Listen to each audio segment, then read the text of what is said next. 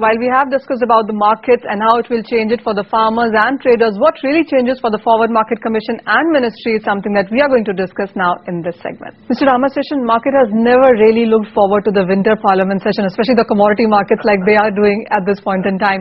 The years of change, with how much certainty or positive attitude are you getting into the season now? Well, in a scale of 10, I would say I'm at 8. Okay, and how much do you think, it's only been the retail participation all these 10 years as you mentioned, and we've done pretty fairly well in all of these years with the opening up of the market with so many new participants, so many new instruments that will be available to us. Is there any maths that comes to your mind on how much upsurge in volumes in participation can we expect? A little difficult to guess at this point of time, but let me make a very informed guess on this.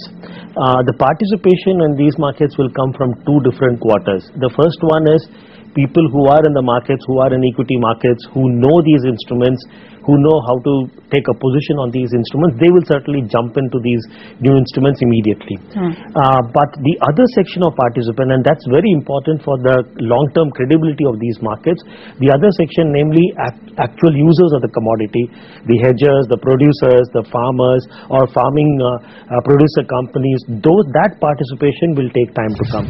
Mr. Thomas, what according to you is there in the bill for everybody, from exchanges to traders to farmers? How would you think that they would all benefit from it? See, I think FMC is more concerned with a better treatment mainly for the farmers and then for the consumers. So I think with the present amendment and with the responsibility of FMC on the future trade, I think they will be able to do a better job. Mr. Abhishek, do we want to look at the commodity derivative markets only as an instrument for hedging and deliveries? Is that how we really want to categorize them?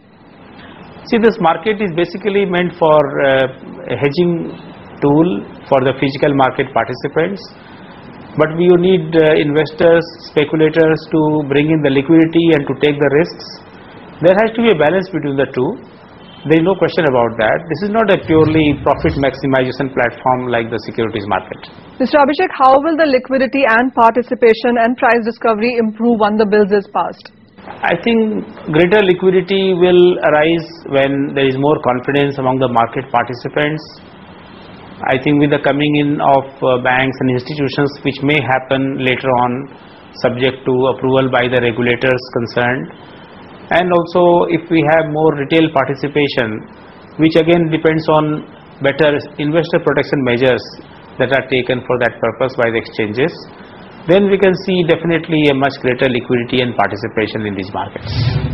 Mr. Thomas, the FCRA bill is coming into the markets, rather the Indian markets, after a very long time of a wait here.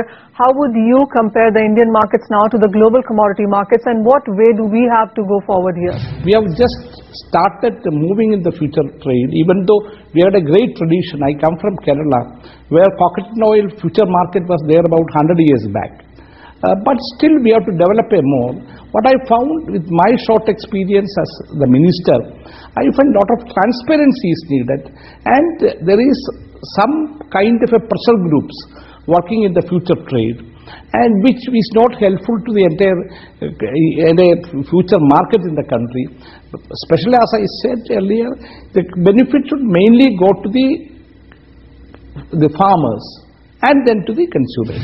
Mr. Sabnavar, there have been lots of steps that have been taken in the recent days. There has been a staggered delivery system which has been put in place. Many agriculture commodity contracts in the lean months perhaps have been taken away. We also have a circuit system which works faster than what it does in the global markets.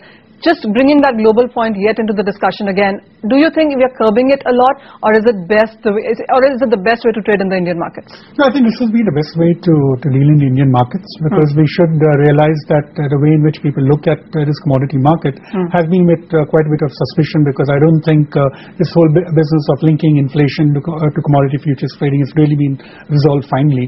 So I think it's better to go the way we are going, be more conservative rather than be more dynamic, to make sure that there's acceptable suitability for this particular market, and this entire system is credible. So I think that would be the right way to look at it. And also one more thing I would like to add is that when we're talking of these kind of amendments coming through, it's absolutely essential that we have to show that the farmers are participating on in this particular segment. Because as of today, there's a lot of knowledge which they're using. They're using the prices probably to take decisions.